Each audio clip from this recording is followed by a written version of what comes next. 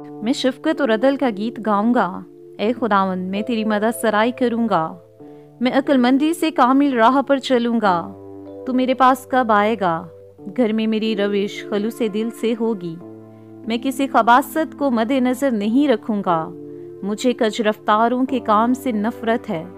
उसको मुझसे कुछ सरोकार ना होगा।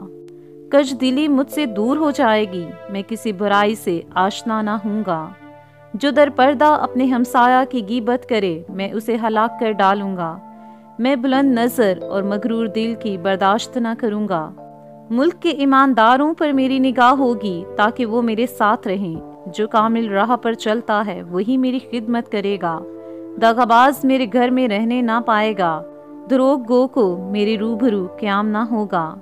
मैं हर सुबह मुल्क के सब शरीरों को हलाक किया करूंगा ताकि खुदावंद के शहर से बदकारों को काट डालूं।